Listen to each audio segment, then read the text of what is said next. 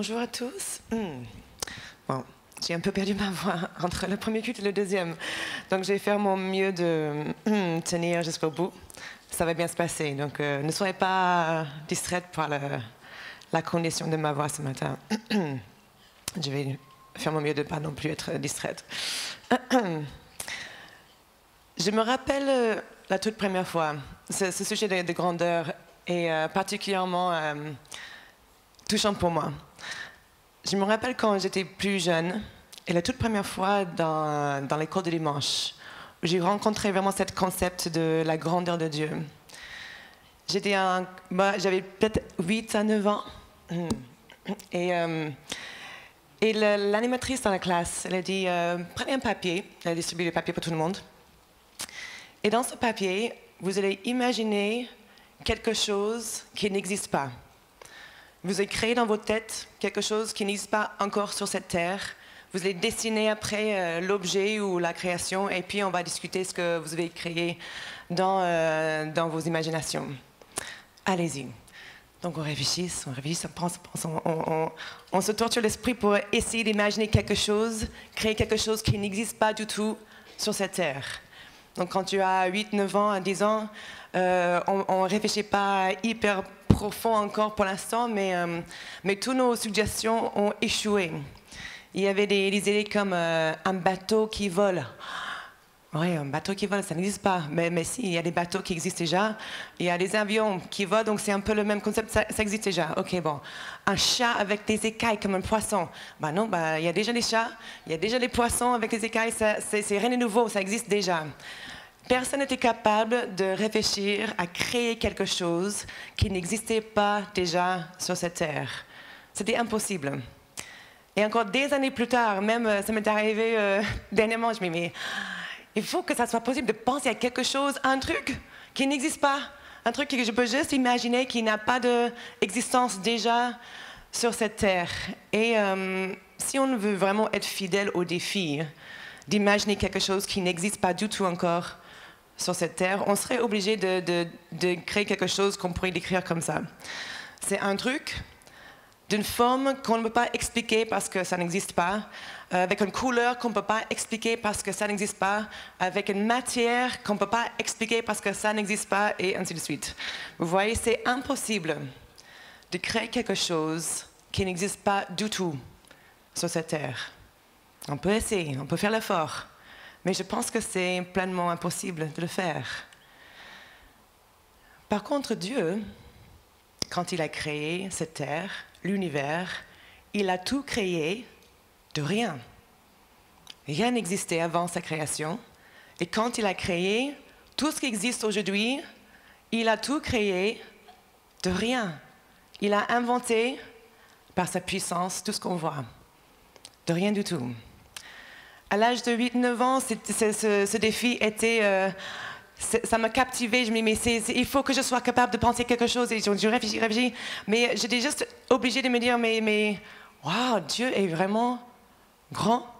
Il est vraiment au-delà de ce que je peux imaginer, mais parce que je n'arrive pas à faire quelque chose de ce style. Et j'étais obligée d'arriver à ce concept que Dieu est bien au-delà de moi, complètement insaisissable. Je ne sais pas ce que ça fait pour toi quand tu réfléchis à la grandeur de Dieu.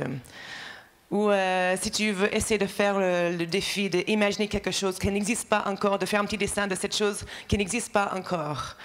Probablement, tu vas commencer à avoir mal de tête avant d'arriver, et quand ça arrive, il faut juste arrêter, c'est pas grave, laisse tomber, parce que c'est impossible. Dieu lui-même est indescriptible. C'est pour ça qu'on a tellement de noms pour lui, tellement de mots pour expliquer qui il est. Pour nommer quelques-uns, on a juste le mot général Elohim, c'est le mot hébreu général pour Dieu. On a le nom El Shaddai, Dieu Tout-Puissant, El Elyon, Dieu Très Haut. Même Jésus a dit en Apocalypse, il a dit, je suis l'alpha et l'oméga, le premier et le dernier, le commencement et la fin, c'est que les opposés. Il est tout ça. Mais ça explique à quel point il est indescriptible. Même ces exemples-là, c'est plus des descriptions ou les titres que vraiment son nom, il a donné son nom à Moïse. Quand Moïse a posé la question, comment tu t'appelles? Je vais devoir expliquer aux Israélites que tu m'as envoyé. Ils vont me demander comment tu t'appelles. Il faut que j'explique. Donc, comment tu t'appelles? Et il a dit en Exode chapitre 3, il dit, Dieu dit à Moïse, je suis celui que je suis. Il ajouta, voici ce que tu diras aux Israélites. Je suis m'a envoyé vers vous. Et c'est la première fois que Dieu a donné son nom à un être humain. Même le vrai nom de Dieu veut tout dire sans rien dire. Comment tu t'appelles? Je suis. Mais c'est un verbe, c'est pas un nom. Qu'est-ce que c'est? Et déjà, essayer de saisir qui s'appelle je suis. C'est comme il disait je suis, c'est tout ce que tu as besoin de savoir. Je suis. Dieu est. Il existe depuis toujours. Il existera jusqu'à la fin et au-delà de la fin, parce qu'il n'a pas de fin. Et quelque chose encore qui m'a toujours travaillé, une fois que j'ai appris, c'est que Dieu n'a pas eu de commencement. Il est éternel, qui veut dire qu'il existera pour toujours. Déjà, c'est difficile à saisir, mais il a toujours existé. Il n'a jamais commencé. Et pour nous, dans nos têtes, on dit, mais comment c'est possible d'exister si tu n'as jamais commencé? C'est pas possible d'avoir ces deux, mais nous sommes limités dans notre intelligence, parce qu'on n'a pas la même nature que Dieu. Il est de nature divine, nous sommes de nature humaine. Et ce n'est pas du tout pareil. On n'a que le concept début et fin. On est bloqué par le temps. Et Dieu est en dehors du temps. Il n'est pas du tout comme nous. Il existera toujours. Il a toujours existé. Ça va? T'as pas trop la tête qui tourne? Ça va bien? Ok, on va continuer. On ne peut pas saisir ces choses. Si tu dis, mais j'arrive pas à saisir ça, sois rassuré. Tu n'es pas censé pouvoir saisir. Ça nous dépasse, c'est au-delà de nous. Dieu n'a pas cette même nature que nous. En Ésaïe, Dieu parle à travers le prophète en disant, chapitre 40, verset 25, « À qui me comparez-vous pour que je lui ressemble ?» Ça, c'est la version seconde 21, version Sommer. « À qui voudrez-vous me comparer ? Qui serait mon égal ?» demande le Dieu saint. La bonne réponse, c'est personne. Rien. On ne peut pas te comparer. Personne n'est égal à toi. Encore Ésaïe, on va monter à verset 12. « Qui a mesuré l'océan dans le creux de sa main? Qui a toisé le ciel avec la largeur de sa main? Qui a tassé dans un boisseau la poussière du sol? Qui a bien pu poser les montagnes sur la bascule et les coteaux sur la balance? Qui donc a mesuré l'Esprit de l'Éternel? Qui a été son conseiller et qui son instructeur? De qui Dieu a-t-il pris conseil pour se faire éclairer? Qui lui a enseigné la bonne voie? Qui lui a transmis le savoir et lui a fait connaître le chemin de l'intelligence? Encore, même si la réponse n'est pas explicitement donnée, on sait très bien. La réponse est personne. Personne. On ne peut pas comparer Dieu avec un autre être. Il est complètement autre. Dans toute l'existence, il est complètement sans égal, indescriptible, incomparable, insaisissable, sans égal. Sans égal. Quand on essaie de comprendre ces choses, on voit comment David a pu dire en Psaume chapitre 8, verset 4, « Quand je contemple le ciel, que tes doigts ont façonné, les étoiles et la lune que tes mains ont disposées. Je me dis, qu'est-ce que l'homme pour que tu prennes soin? Et qu'est-ce qu'un être humain qu'à lui tu t'intéresses? » Qui n'a jamais eu l'expérience de s'allonger par terre dans la nuit dehors et puis regarder le ciel, soit en été ou peut-être moins en hiver, mais regarder le ciel dans la nuit pour voir les étoiles? Qui n'a jamais fait ça? Tout le monde a fait? OK. J'aime faire ça. J'ai beaucoup aimé faire ça quand j'étais plus jeune. Et je me rappelle les moments où j'ai pu m'allonger ou m'asseoir. Et tu regardes en haut et tu dis, waouh, c'est immense, c'est immense. Et puis, le plus que tu regardes, le plus que tu vois. Et le plus que les yeux prennent le fait que tu es dehors dans la nuit, le plus que tu vois les étoiles. Et des fois, tu vois une petite étoile filante qui passe comme ça. Et c'est impressionnant de voir. Et de plus en plus que tu regardes, le plus que tu vois l'immensité de l'univers. Et tu dis, waouh, c'est vraiment immense. C'est vraiment immense. Et je me sens toute petite ici, comparée à cette immensité. Et c'est comme si à travers l'immensité de l'univers, on voit l'immensité de Dieu. Qu'est-ce que l'homme que tu penses à lui? Je pense que le plus qu'on voit cette grandeur de Dieu, il y en a qui disent « Waouh, Dieu si grand pense à moi ». Et c'est impressionnant. Mais je pense que peut-être il y a certaines personnes qui disent Dieu est si grand. Est-ce qu'il pense vraiment à moi? Avec tout ce qu'il y a dans l'univers, tout ce qu'il y a à gérer, entre guillemets, comme s'il avait une limite de ses forces, à tout ce qu'il y a à faire. Et je suis tellement petit. Comment c'est possible qu'il pense à moi? Donc si tu avais déjà eu cette pensée, on va revenir à l'exemple du ciel. On va continuer en Ésaïe 40. Verset 26, « Levez les yeux vers le ciel et regardez. » Wow, même dans la Bible, on est encouragé de regarder l'histoire. C'est bien, on va tous faire ça cet été, pas avec le froid maintenant. Qui a créé cela? C'est celui qui fait sortir les corps célestes en bon ordre. Il les appelle tous par leur nom. Je connais peut-être les noms des planètes, les 9, mais même j'ai oublié de défendre un ou deux. Mais toutes les planètes, toutes les étoiles de tous, c'est les milliards et des milliards qui existent, ils connaissent tous par leur nom. C'est impressionnant. Son pouvoir est si grand, sa force si puissante que pas un seul ne manque. Pourquoi dis-tu Jacob, en parlant du peuple d'Israël? Et pourquoi affirmes-tu Israël? Ma situation échappe à l'Éternel. Mon droit passe inaperçu devant mon Dieu. Ne le sais-tu pas? Ne l'as-tu pas appris? C'est le Dieu d'éternité, l'Éternel qui a créé les extrémités de la terre.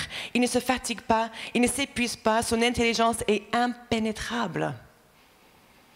Au cas où que tu n'avais pas encore entendu, ou au cas où que tu avais un doute, ou au cas où que tu avais oublié ou tu n'étais pas trop sûr.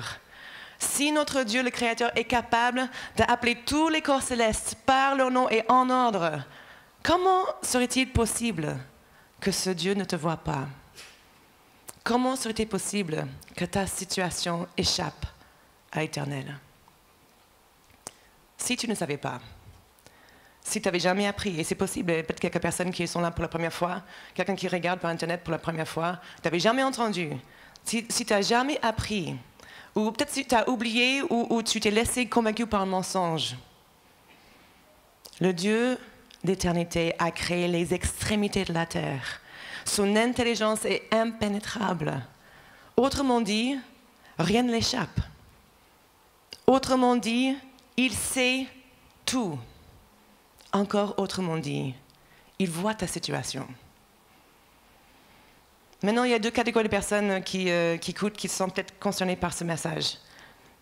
Une catégorie de personnes qui disent « Waouh, bah, ça me rassure, ça met tout en perspective.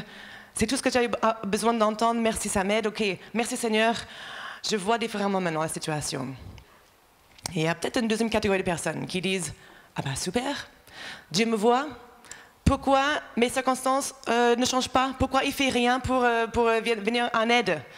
Et peut-être en disant ça, j'ai ouvert la porte aux premières catégories de reposer la question. Qu'est-ce qui se passe du coup dans mes situations? Donc, on va aller plus loin maintenant, en Ésaïe 40. Verset 29. Il donne de la force à celui qui est fatigué. Il multiplie les ressources à celui qui est à bout. Les adolescents se fatiguent et s'épuisent. Les jeunes gens se mettent à trébucher. Mais ceux qui comptent sur l'Éternel, dans une autre version, ceux qui se confient en l'Éternel, renouvellent leur force. Ils prennent leur envol comme les aigles. Ils courent sans s'épuiser. Ils marchent sans se fatiguer. Waouh, c'est sympa! Un bon programme. Je peux courir, je peux marcher sans me fatiguer, sans m'épuiser. Quelle idée! Mais est-ce que c'est peut-être un peu trop facile à dire? J'avoue que c'est peut-être un de ces versets qu'on a entendu plusieurs fois. C'est facile à dire, donc c'est devenu un peu cliché. Et la vérité qui est derrière risque d'être un peu perdue. Par contre, si Dieu a inspiré Ésaïe d'écrire ça, ça veut dire qu'il y a une vérité derrière. D'une manière ou d'une autre, c'est vraiment vrai. Donc on va regarder ensemble ce qui est derrière ce mot « compter sur l'Éternel » et se confier sur lui. Et comment est-ce que c'est possible de courir ou marcher sans se fatiguer? Le mot hébreu, derrière le français, se confier ou compter sur, qu'on voit dans ces versets, c'est le mot « kava ». Il peut aussi être traduit par espérer, attendre, s'attendra, chercher avec attente. Vous savez, quand on traduit la Bible, la langue hébreu est très riche. Donc, des mots qui sont en hébreu, ils ont plusieurs mots. On est obligé de prendre plusieurs mots pour que ça entre dans un mot en hébreu. Par exemple, si vous connaissez plusieurs langues, l'anglais ou autre, vous savez que c'est assez rare d'avoir un mot qui correspond parfaitement à un autre mot dans une langue. Donc, tu es obligé de décrire quelque part. J'ai compris dernièrement que pour un mot en anglais, il y a 3 mots en français. J'ai grandi aux États-Unis. En automne, on a tous des citrouilles qu'on amène, on vide le truc, on fait plein de choses avec ce qui est à l'intérieur, les pépins, on fait des tartes, on fait des gâteaux, on fait tout plein de trucs. Et j'avais juste un mot dans ma tête pour citrouille, c'est pumpkin. Mais je me suis rendu compte qu'il y a aussi potimarron et potiron. Je me dis, mais comment on dit ça en anglais? J'ai jamais entendu un mot pour ça en anglais. Donc je cherche, mais dans ma tête, mais je ne sais pas. Je pense que je n'ai jamais appris le mot en anglais pour ces potimarrons et tout ça. Donc j'ai cherché en ligne juste cette semaine qui m'a confirmé que le mot en anglais pour citrouille, c'est pumpkin, potimarron, pumpkin, potiron, pumpkin. C'est le même mot pour ces 3 choses. Alors qu'on a 3 choses différentes en français, un mot en anglais. Donc quand on traduit dans la Bible, on sait qu'on peut mettre plusieurs mots. Tous ces mots veulent dire la même chose. Ils sont compris dans le mot. Donc quand on voit le mot kava, ça peut traduire compter, se confier, ou aussi espérer, attendre, s'attendre, chercher avec attente, toutes ces choses. On a vraiment ce sens d'être en attente pour quelque chose. Je kava l'Éternel. On voit en Psaume 130, versets 5 à 6, une belle image pour rendre tangible cette idée. Verset 5, j'espère, kava, en l'Éternel de toute mon âme. L'effet de toute mon âme, c'est vraiment avec toute ma force, avec tout ce que je suis, j'espère en lui. Et après, je m'attends à sa promesse. Ça, c'est le second 21. Dans le sommaire, c'est je m'attends, kava, à l'Éternel. Oui, je m'attends encore kava à lui de tout mon être. J'ai foi en sa parole. Et en verset 6, on a une belle illustration de ce que ça veut dire. Je guette le Seigneur bien plus que les guetteurs n'attendent le matin. Oui, bien plus que les guetteurs n'attendent le matin. Encore plus. C'est pas juste pareil, autant que, c'est plus que le guetteur n'attend le matin. Je m'attends à l'Éternel. Vous savez, le guetteur, son rôle, c'était de veiller, de surveiller sur les remparts d'une ville dans l'époque.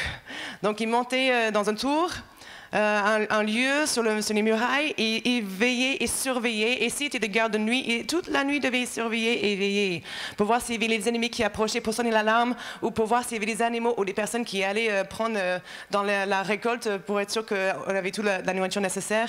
Donc, il veillait, il devait avoir un regard intense et vraiment très, très ciblé sur tout ce qui était autour de la ville.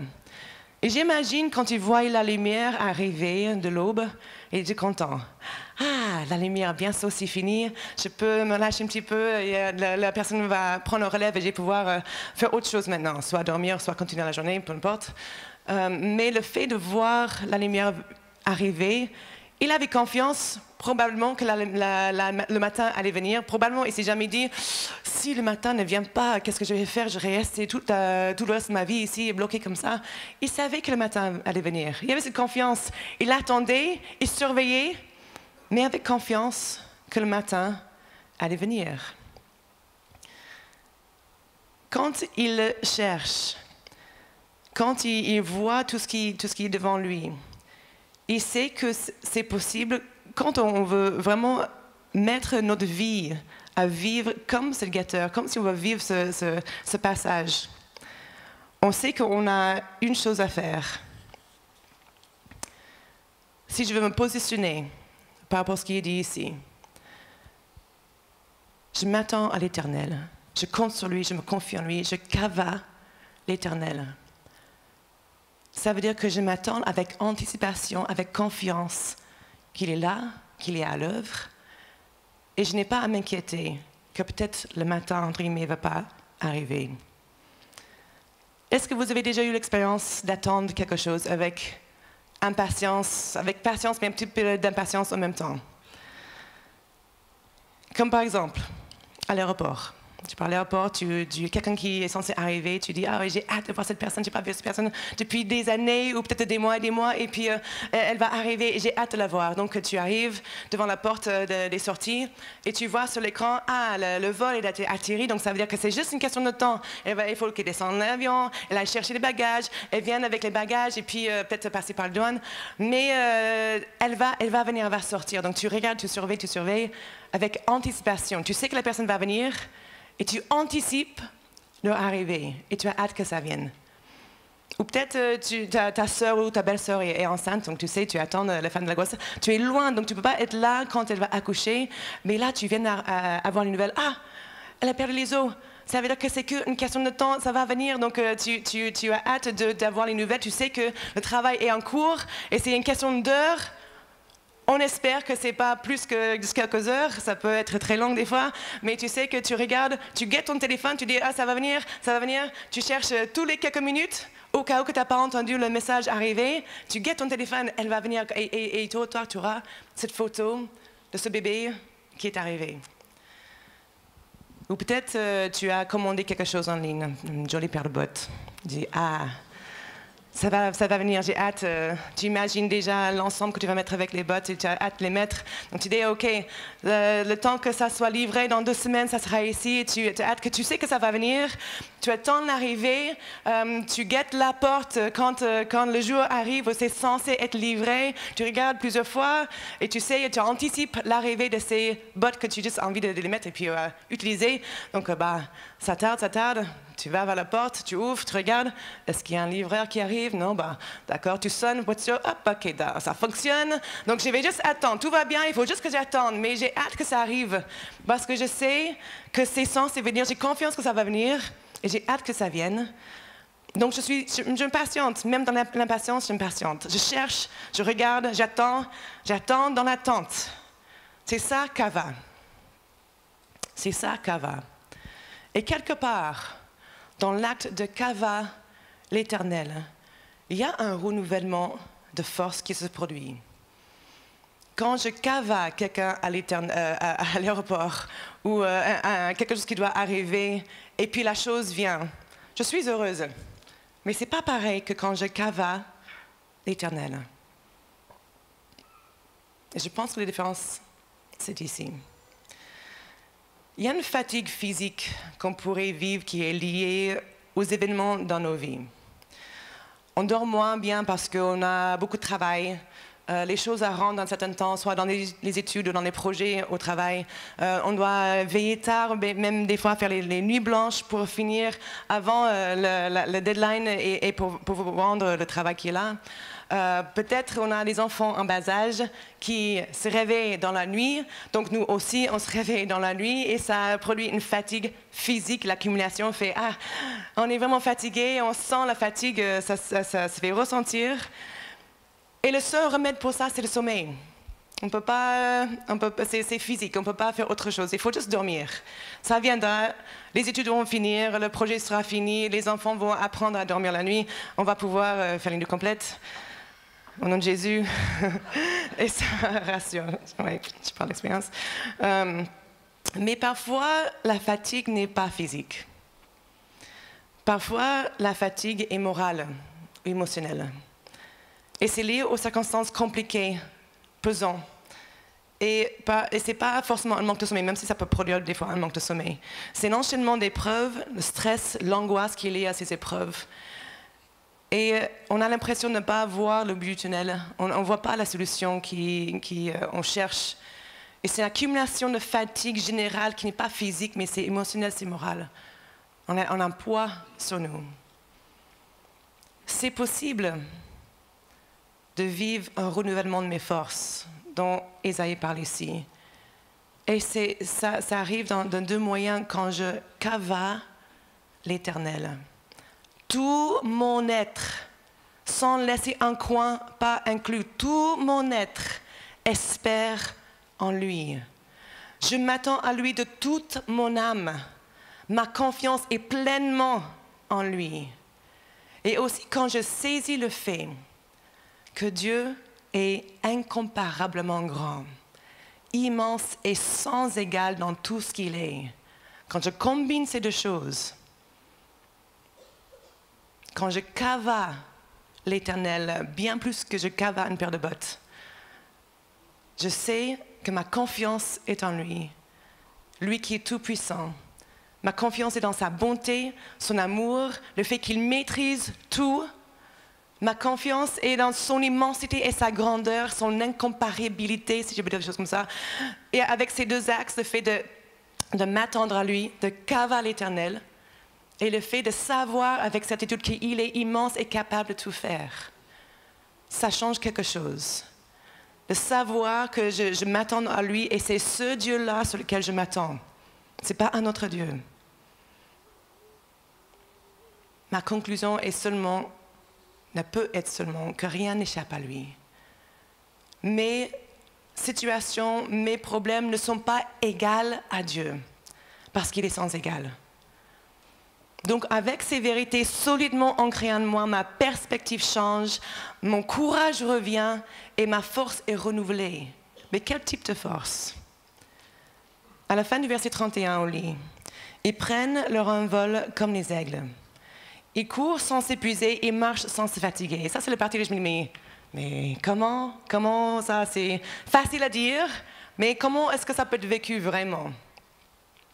Si on regarde de plus proche le texte, les mots qui sont employés pour s'épuiser, se fatiguer en hébreu font référence à une fatigue ou un épuisement émotionnel ou moral. Dans quasiment tous les autres versets dans l'Ancien Testament, on a ce même mot, c'est dans le contexte d'un renouvellement de force ou une fatigue émotionnelle ou morale.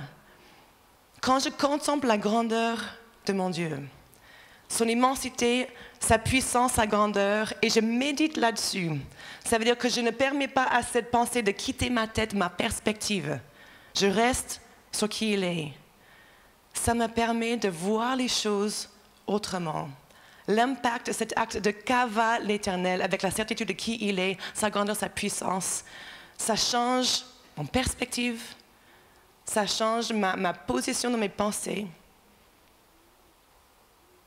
Lorsque je m'attends à lui, je cours dans le sens où je vis ma vie, j'avance dans la vie, je fais face aux épreuves dans la vie sans perdre courage. Parce que je vois plus l'immensité de sa grandeur qu'autre chose. Ma confiance est en celui qui est largement capable de tout gérer. Parce que dans tout ce qu'il est, il est sans égal. À qui voudriez-vous me comparer? Qui serait mon égal? Demande le Dieu saint. Qui serait mon égal? Je vais faire juste un dernier point. Et avec ça, je vais demander au groupe de louanges à venir. Dieu est comparable dans tout ce qu'il est.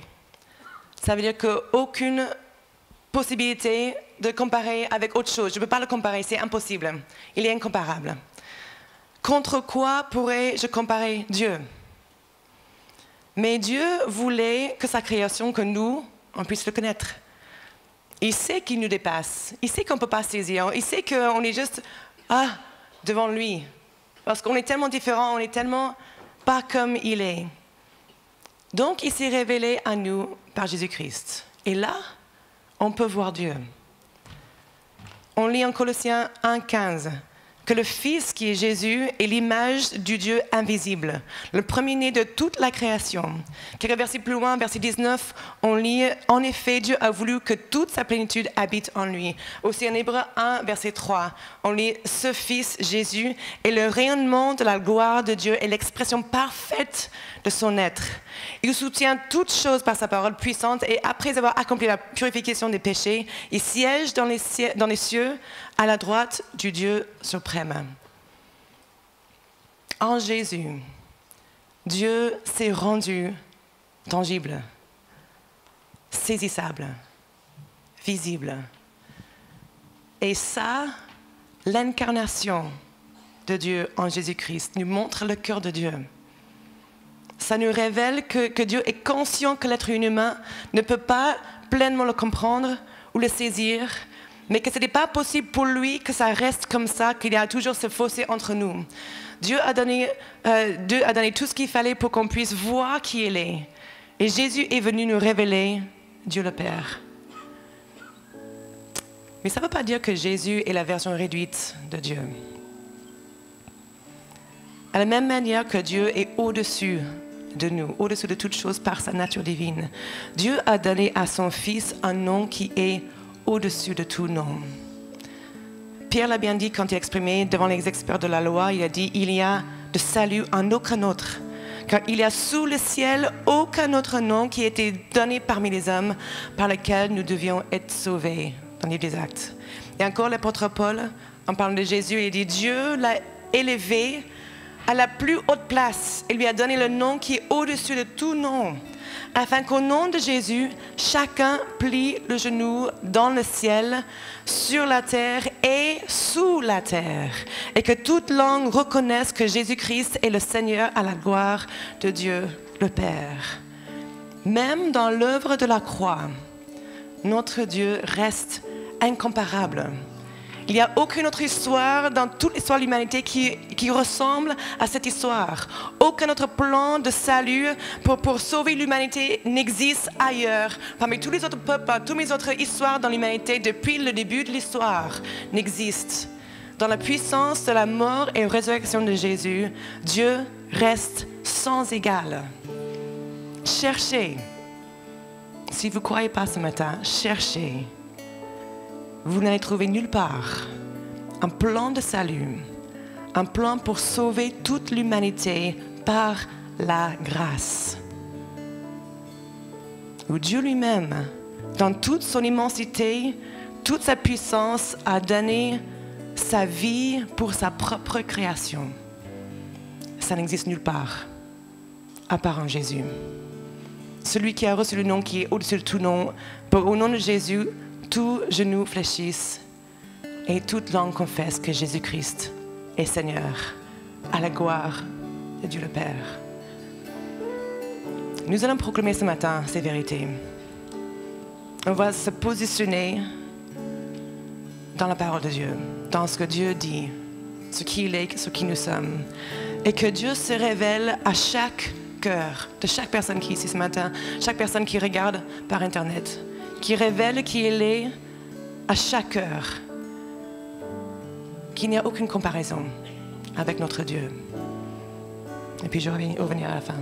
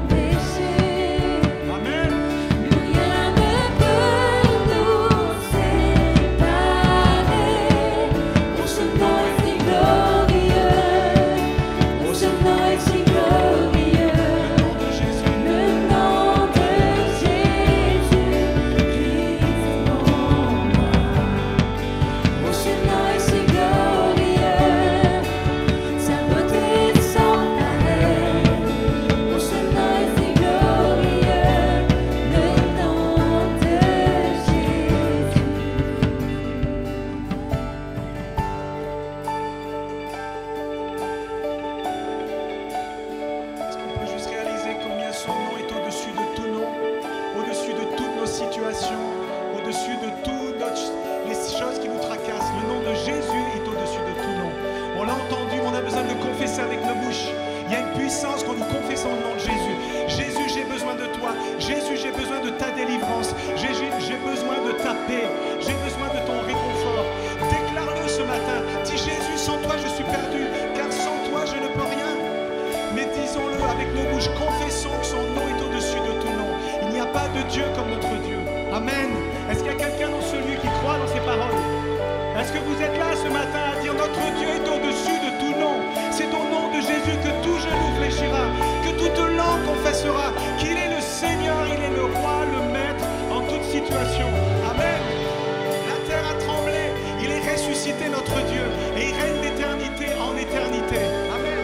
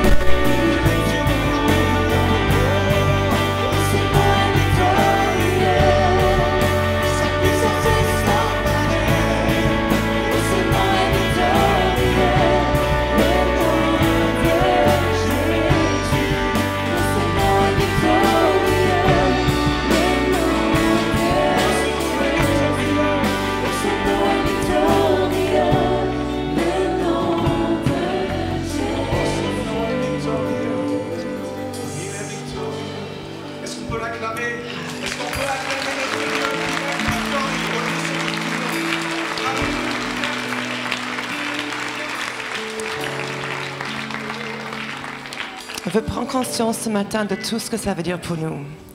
De ne pas simplement chanter des mots ou dire les choses sans se rendre compte de tout ce que ça veut dire. Et je veux prier pour deux catégories de personnes ce matin. Peut-être la personne qui a besoin d'avoir un petit ajustement de sa perspective. De dire, je vois ces choses devant moi et j'ai l'impression que Dieu ne me voit pas. Mais de voir avec certitude que Dieu dans sa grandeur, il ne peut pas ne pas te voir. Et d'avoir cette assurance et cette confiance dans sa présence, dans sa puissance, en tout ce qu'il est dans sa grandeur. Que s'il me voit, et il m'aime, et je sais qu'il m'aime, il est bon dans tout ce qu'il est. Je sais que je peux mettre cette confiance, d'avoir ce temps de kava avec lui, où je mets ma confiance, je m'attends dans lui, avec la certitude qu'il est tout-puissant, qu'il est en train d'agir, et il va agir selon sa volonté, mais il va agir. Donc que cette perspective puisse vraiment prendre racine dans vos perspectives, qu'il est grand, il est au-dessus de toutes choses, et que ça change ta perspective, ça change la façon de voir et de vivre ce que tu es en train de traverser. Aussi, notre type de personne qui n'a jamais entendu, peut-être c'est la première fois que tu viens dans l'église comme ça, ou la première fois que tu vois sur Internet un message, et que tu dis, wow, j'ai jamais entendu ce type de message de ce Dieu qui est si grand, si puissant, mais si ça, Dieu, Si ça, c'est Dieu, j'ai envie de le connaître, j'ai envie de le suivre et j'ai envie de mettre ma foi en lui aujourd'hui. Donc on va prier tous ensemble pour ces deux types de personnes. Et si tu te sens concerné par notre raison, on va prier ensemble que Dieu fasse son œuvre dans nos cœurs et nos vies. Et on va continuer à chanter, déclarer qu'il est grand, qu'il est au-delà de nous, qu'il n'y a personne qui compare à lui. Et Seigneur, on prie ensemble ce matin dans la famille de Dieu, Seigneur, que ceux qui ont besoin, Seigneur, de voir ce changement de perspective dans leur vie, dans qui s'ils traversent, qu'ils puissent voir et saisir pleinement ce que ça veut dire, que tu es immense, que tu es sans égal dans ton pouvoir, dans ta toute puissance, dans ton amour, dans ton intelligence. Tu es sans égal. Et nous pouvons pleinement mettre nos confiances en toi, sachant que c'est toi qui gères, c'est toi qui maîtrises, que cette vérité prend racine en nous et que ça change notre perspective, que l'espoir revient en sachant qui tu es pleinement. Qui tu es pleinement. Et si quelqu'un ce matin entend ce message et dit « J'ai jamais entendu parler de ce Dieu avec cette grandeur, avec cette puissance, cette fidélité comme ça, et je veux le connaître, Seigneur. » Que cette personne puisse entendre sa prière envers toi et de savoir que tu entends ce cœur, tu entends ses prières et tu vas te révéler encore et qu'il met sa foi en toi ce matin, aujourd'hui. Et voir les changements que ça va venir dans sa vie. Seigneur, bénis ton Église, bénis tes enfants pour que nous puissions être des bénédictions, que nous puissions briller comme tu veux qu'on brille, Seigneur, dans ce monde qui a tant besoin de te voir, Seigneur. Que ces vérités soient pleinement ancrées en nous. Et que notre conduite par la suite soit impactée par ces vérités. Au nom de Jésus. Au nom de Jésus, on va continuer à chanter. On va le déclarer, tu es sans égal. Et vraiment confesser de nos bouches, parce que notre Dieu est vivant et il règne d'éternité en éternité. Amen.